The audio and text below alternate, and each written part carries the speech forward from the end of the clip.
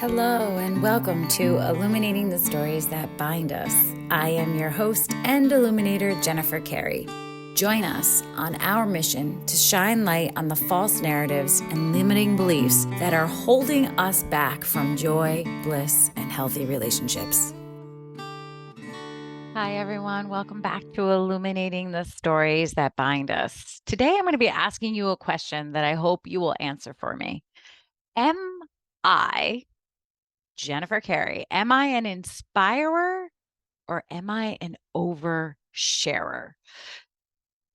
I've been working on my website, revitalizing it, renewing it, and it has been quite the journey.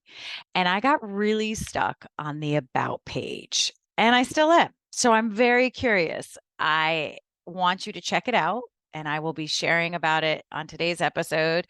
And I want you to really think like, wow, Jennifer Carey, she's an inspirer. That's inspiring. That makes me feel like I can do what she has done.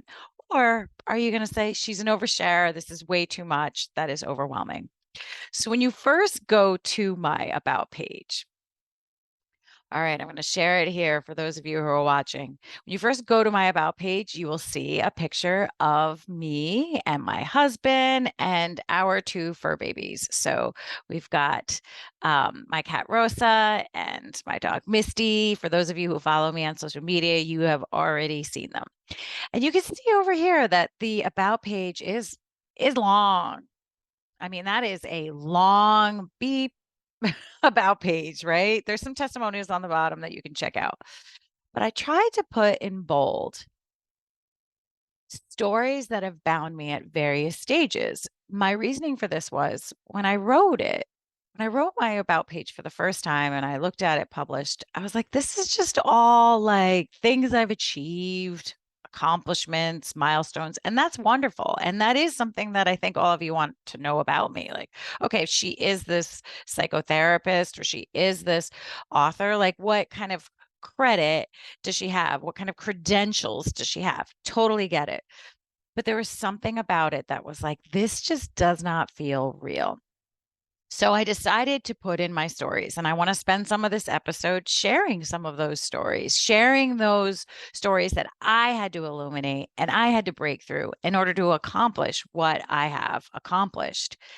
And I am hoping, right? I don't know what your answers are going to be. And I want you to be honest. I want you to be authentic. But I am hoping you're going to end and say that I'm an inspirer. But you may not. You may feel like this is oversharing. But honestly, my goal was like, okay, I want to inspire. I want to be authentic. And I also want to be relatable. So I want all of you to feel like, okay, she's walking her talk. Like she has had to illuminate and break through stories. So she gets what she's teaching. And then I also want you to think like, hey, oh my goodness, like if she's been able to do that, I can do that too. So let's take a moment and let's go through my About page and let's see what kind of stories I had to bump into. All right. So the first one I'm going to talk about is actually one that I didn't include here. So I talked about one of my first milestones was traveling. I was a nanny in Ireland when I was 17 years old. So I went to Ireland at the age of 17 and was a nanny for this incredible family that I'm still connected to. But I hit something before I did that. And I want to share that. I didn't share it on here. That's actually something I did not share on here. So you're getting some bonus information here. It's not on my website. I was in high school, started getting into, just various like partying and things like that. And I basically said to my mom, hey, I I think I need to get out of here. I think I'm going down a path that I don't want to go down. And she was like, where do you want to go? And I was like, Ireland. I want to go to Ireland. It was pretty amazing. She went to our priest, and it just so happened that our priest had a sister that was taking care of children in Ireland that wanted the summer off. Like that is how everything aligned when I admitted that. Now, granted, there probably were so many stories in that, but that I just wanted to share that. That was something that I almost put on the about page, but I was like, Jen, tone it down. Don't put that. The next thing that I put on there, or talked about was going to college. I got my bachelor's in elementary education with a minor in educational psychology and a concentration in psychology. I was so torn my entire bachelor's undergrad experience because I knew from a very early age I wanted to be a counselor. I wanted to be like a counselor or a psychologist. I knew that when I would watch movies with people in those roles, I was like, that's what I want to do in my career. Well, my mom, with all of the best of intentions, kept saying to me, when you are a teacher, you get a lot of security, you get retirement. So these were all the messages, all the stories, right? You will you will have all these benefits, you will have the same hours as your children. And guess what? I was like, okay, that's what I need to do then.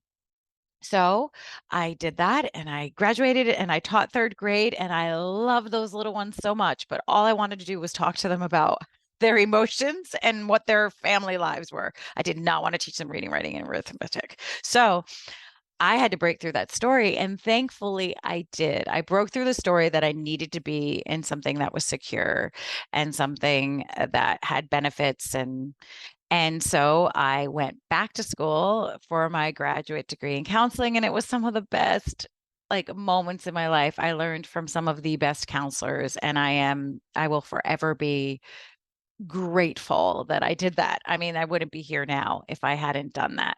So that was pretty amazing. So there you go. I put that story in there. Is that inspiring? Is that helpful? Is that relatable? Or am I sharing too much information? Am I an oversharer?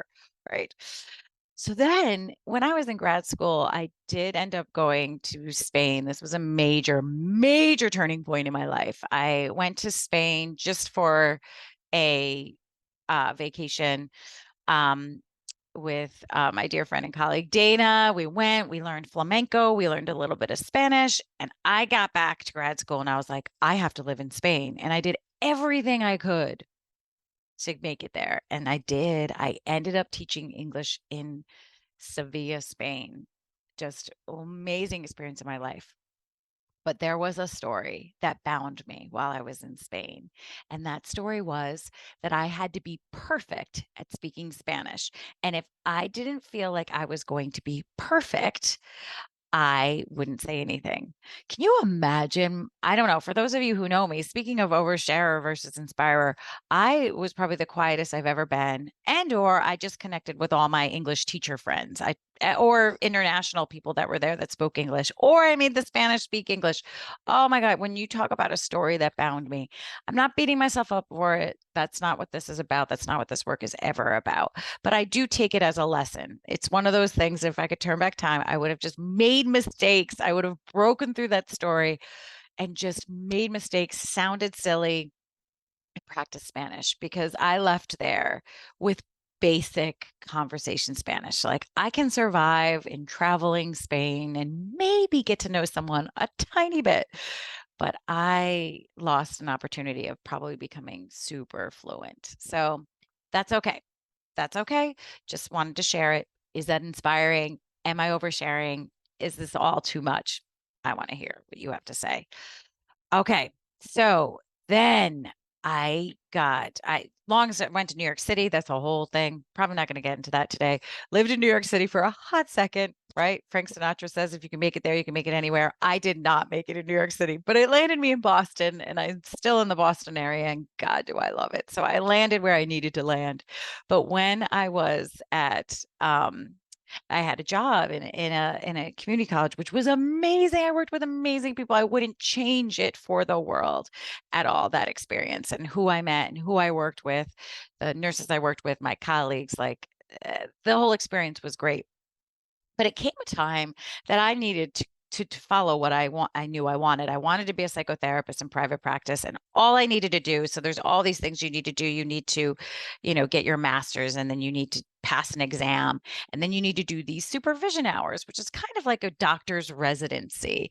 And you basically do those hours and you get supervised, and then you can apply to the board, and then you can be licensed, and then you can be in private practice. I kept punting that. Have you ever punted something that you want to do, but you just keep staying in the comfort zone? And that's what I did. Do you know the financial security of a community college, right? Bringing us back to that early story about becoming a teacher. It was a very, very comfortable, secure position. And taking a leap and getting that paid internship or residency or supervision hours was a big leap of trust and a big suspension of all my money stories. And I'm so grateful I did it, because here I am. I'm in private practice now. I am so grateful for where I landed. I am so grateful I broke through that story. And I've had a lot of clients that are staying in jobs where they know that it's not a good fit, but because of that, the money stories and the financial security. And I'm not telling all of you, like, okay, quit your jobs. Like, I did it in a very thoughtful way. I worked both at the same time for a period of time.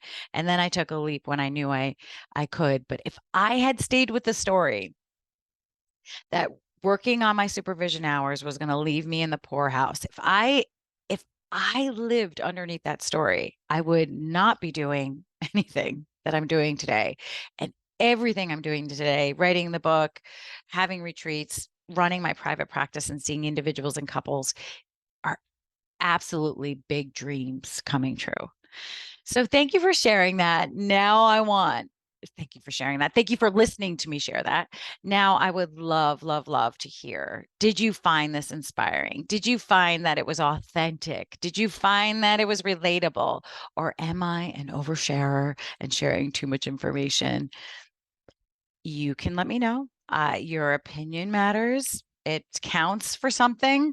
And I'm attached to having it the way it is right now, but I look forward to hearing what you think. Thanks, everybody, for tuning in. Take good care. Bye-bye. Thank you so much for listening. If you have found any of this inspiring or helpful, please share this episode with a friend. Visit www.jenniferhcarey.com for more information about my psychotherapy and coaching services, as well as upcoming events, workshops, and retreats. Wishing you joy, freedom, and healthy relationships.